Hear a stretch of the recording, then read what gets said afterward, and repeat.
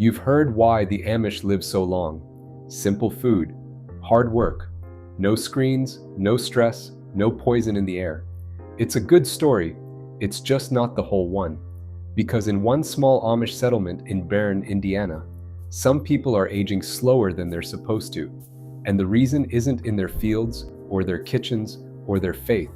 It's written inside their cells. A single mutation found in one family and almost nowhere else on Earth.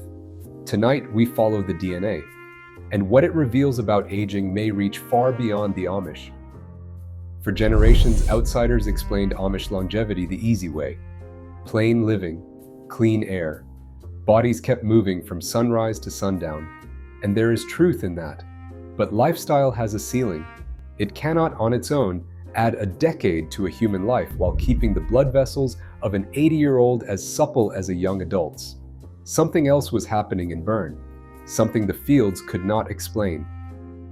In 2017, a team led by researchers at Northwestern University working with a hemophilia and thrombosis center in Indiana went looking inside the community's DNA. They weren't chasing a fountain of youth. They were studying a rare bleeding disorder, and what they stumbled onto instead was a genetic accident, a small error copied down through one Amish bloodline that appeared to slow the biological markers of aging itself. The family legend was hard work. The real story was written in a gene. Here's what makes this a genuine riddle. The change these researchers found is not an upgrade, it's a break. In genetics, we call it a loss-of-function mutation, a typo in the instructions that stops a gene from doing its job. And normally, that's the last thing you'd want. A broken gene is usually how disease begins, not how longevity does. But this broken gene seemed to be a gift. The people who carried a single copy of it weren't getting sick. They were, by several measures, getting older, slower, a flaw in the blueprint that read, somehow like a blessing. That's the first half of the puzzle. The second half is where.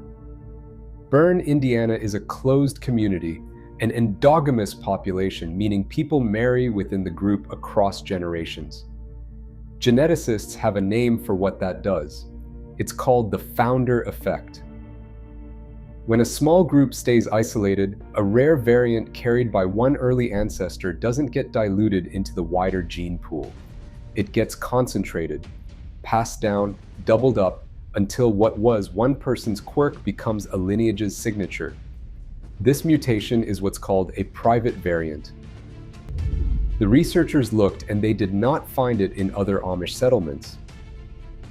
They did not find it in the general population. As far as the data shows, it exists in essentially one extended family in one town. So we're left with two questions the DNA now has to answer. How can a broken gene protect you? And why here? Why only here? If a broken gene extending human life sounds impossible to you, good. Keep that feeling. That's exactly the question we're about to follow the DNA into. Stay with me. The gene is called SERPINE1. And its job is to build a protein with an unglamorous name and an outsized role in how we age, PAI1. In a normal body, PAI1 does something you'd never guess is connected to aging. It helps regulate blood clotting, but as we get older, our levels of it climb, and researchers have found PAI1 sitting right in the middle of the aging process. It's part of the molecular fingerprint of what scientists call cellular senescence, the state where old cells stop dividing and start leaking inflammation into the tissue around them. Higher PAI1 tends to track with stiffer arteries, with metabolic trouble, with a body that is biologically running older than the calendar says. Now here is the mutation's trick. Carriers of one copy make only about half the usual PAI1. Not none, but half. And the study found that this single change lined up with a remarkable cluster of effects. Their telomeres, the protective caps on the ends of our chromosomes, which normally fray as we age, were about 10% longer. Their fasting insulin ran lower. Type 2 diabetes, common enough in the comparison group, was essentially absent among the carriers. Their blood vessels held on to a youthful flexibility. And following the family tree across 3 generations, the researchers estimated that carriers lived on average about a decade longer into their mid-80s against a community baseline closer to 75. But the most elegant detail is how narrow the sweet spot is. 1 copy of the mutation is the blessing, half the PAI1, and all of the apparent benefit. But 2 copies is a different story. People who inherit it from both parents make almost no PAI1 at all, and they develop a rare bleeding disorder because they have lost the clotting control the protein was there to provide. Nature threaded a needle here. Enough of the mutation to slow aging. Too much, and the gift becomes a wound. As for the mechanism, the mouse studies point the same direction the human data does. Lower PAI1, and cells seem slower to fall into senescence. Blood vessels make more nitric oxide and stay elastic. Animals with less of it tend to live longer and healthier. It's a coherent story, from a single protein up to a whole aging body. And burn is not the only clue on the map.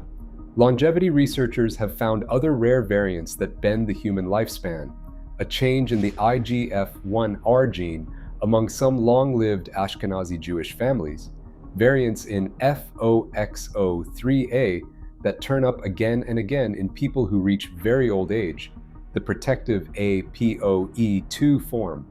The gene called Clotho. Each is a different door into the same room.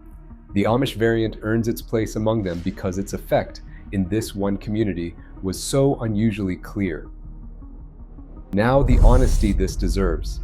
This was a small study. Around 177 people, 43 of them carriers, nearly all from one interrelated family. It shows a powerful association, not a proven cause. No one has run the clinical trial that would confirm this protein is the lever, in the rest of us, that it appears to be in burn. And because the variant lives in one lineage, we simply do not yet know how it would behave in a different population. The signal is real. The certainty is not yet. Which brings us to the part that's easy to miss. The isolation that makes burn unusual, the closed community, the marrying within, the very thing that might look like a limitation from the outside, is exactly what preserved this. A rare error that would have vanished in a larger mixing population was instead carried quietly down one family line until science could find it. The wall around the community became an archive, and the record it kept wasn't about where these people came from. It was about how a human body might hold off time. So the truth turns out to be larger than the legend. The story was never really that the Amish found a fountain of youth. It's that a small, private community is helping the rest of us rewrite what we thought we understood about aging. That single protein, PAI1, is now a target. Drugs designed to lower it, PAI1 inhibitors, are being studied with early clinical work already underway, aimed at the diseases of aging that touch nearly everyone. It is early. It is exploratory. It is not a cure, and anyone who sells it to you as one is getting ahead of the evidence. But it is one of the first times we've seen, in a living human population, a single genetic change that seems to protect against aging on so many fronts at once. And it came from the last place the old story told us to look. The blood, it turns out, remembered something the fields never could. Somewhere in your own family tree, there may be a person who lived far longer than anyone expected, a grandmother who outlasted every prediction, a bloodline that just seems to hold on. Tell me about them in the comments. Those stories are often exactly where science starts looking next. And here's the thing about this channel. Every deep dive I make starts with a question someone left below. So tell me, which genetic mystery should we follow next? Your questions are what send me back into the research, and this journey only works because we do it together. Thank you all so much for watching. Jump into the comments with your questions, your thoughts, your own family stories, and keep them coming. I read them, and they shape what comes next. Until the next thread of the archive, take care of yourselves.